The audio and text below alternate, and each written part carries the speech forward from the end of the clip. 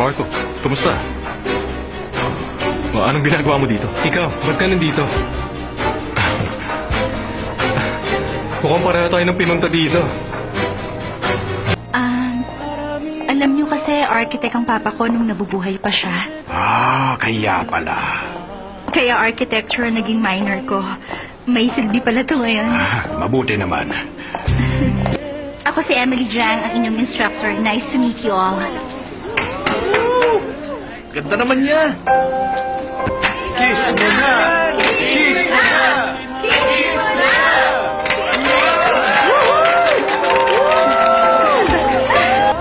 Maraming salamat sa pakikinig niyo sa lecture ko. Have a great day to all. Maraming salamat.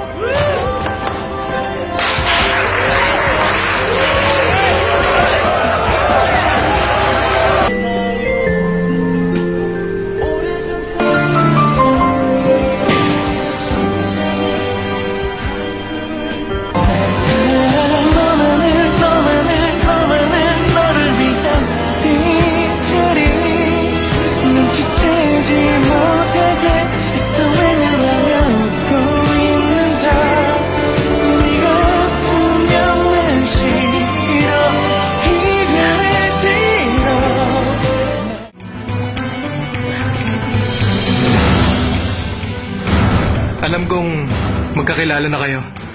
But just the same, Chairman Jang, siya ang babaeng mahal ko.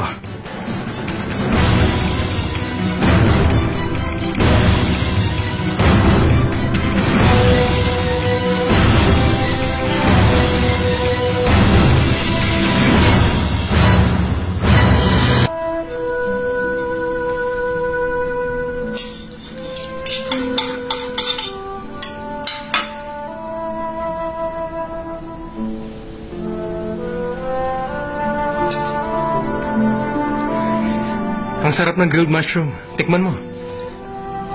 Okay. Gusto mo pa ba ng wine, Chairman Jang? No thanks, okay na ako. Sabi mo, may girlfriend ka rin. Dapat siguro inimbitahan natin siya ngayon. For a double date. Para mas masaya. Actually, Emily, nagkasalubong kami sa shop nung bumili ako ng singsing mo. Ganun ba? Naintriga tuloy ako kung sino siya. Don't you agree, Emily? Oo nga. Ano bang trabaho niya?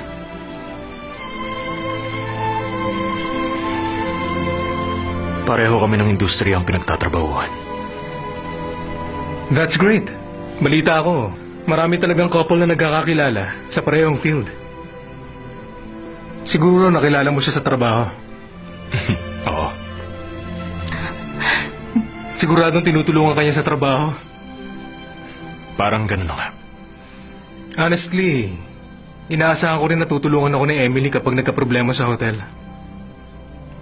Hindi ba? Oo.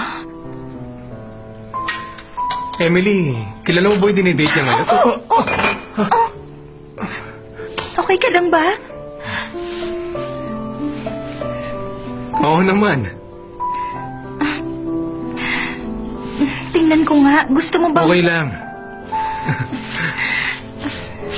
Excuse me. Pupunta lang ako sa restroom, okay?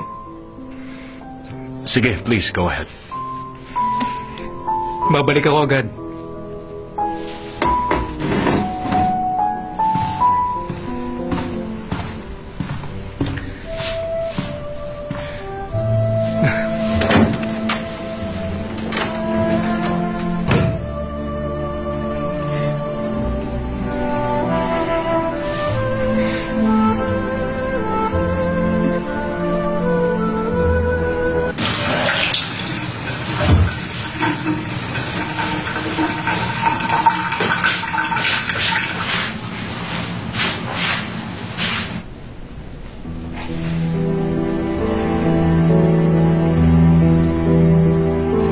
Magkakilala kayo. Mula nang dumating ako sa Korea. Pero recently lang kami nag-date ni Marco. Hindi ko sinasadyang magsinungaling sa'yo, yun nga lang. Natagalan ako mag-isip kung kanino ako sasama. Ganun ba? Sa dami mong excuses?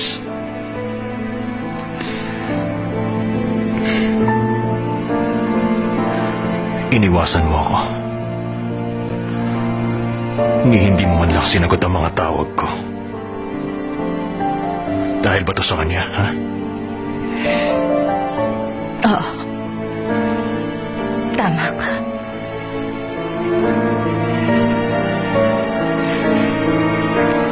Hindi ko alam kung saan ako magsisimula. So I guess okay na to. Ganun talaga ako eh.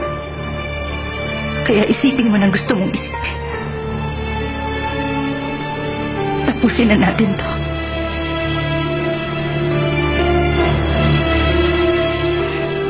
Hindi ako hihingi ng tawad sa'yo. Gusto ko lang na... Pasensya na, ha? I didn't mean to leave you two alone. Okay ka lang ba? Ayaw matanggal ang mancha eh. Siguro dahil sa red wine. Sorry talaga. Okay lang.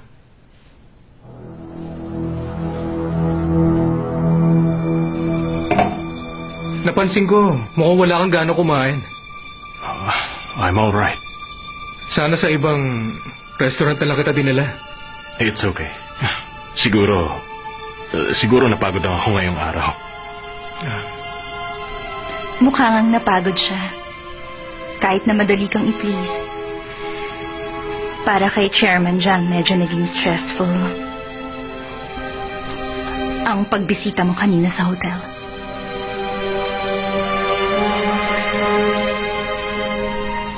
Dapat siguro, hindi na kita inimbitang kumain sa labas para nakauwi ka na at nakapagpahinga sa bahay. Salamat sa'yo. Hindi ko kasi naisip ang mga bagay na yan. Kung mapapansin mo, lagi niya akong binibigyan na advice. Ang totoo, dinala kita dito para maipakilala agad sa'yo si Emily.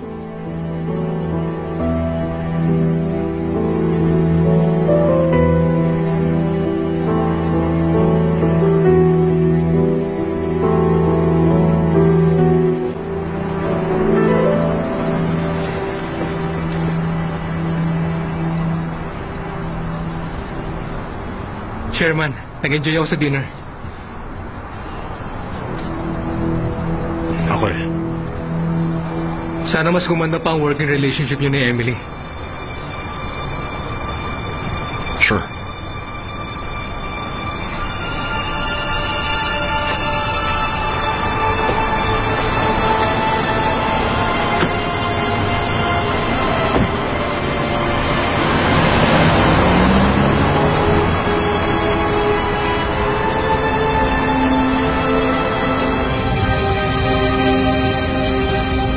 Natutuwa ako dahil nakakilala si Chairman Jiang ng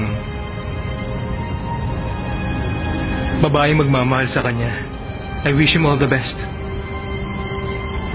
Hindi kasi naging magandang karanasan niyo dun sa una. Sana katulad mo rin siya, no? I hope. Emily? Huh? Sandali. Okay ka lang ba? Kinabahan lang ako kanina. Bigla ko lang naramdaman yung pagod ngayong relax na ako. Kinabahan ka? Hindi ko naman nahalata. Well, siya ang boss ko sa hotel. Kaya hindi ako pwedeng maging komportable. Pasensya na. Hindi ko naiisip yan. Baka dahil na-excite lang ako ipakilala ang girlfriend ko sa itinuturing kong kuya. Magpahinga ka na. Hindi na ako magkukwento.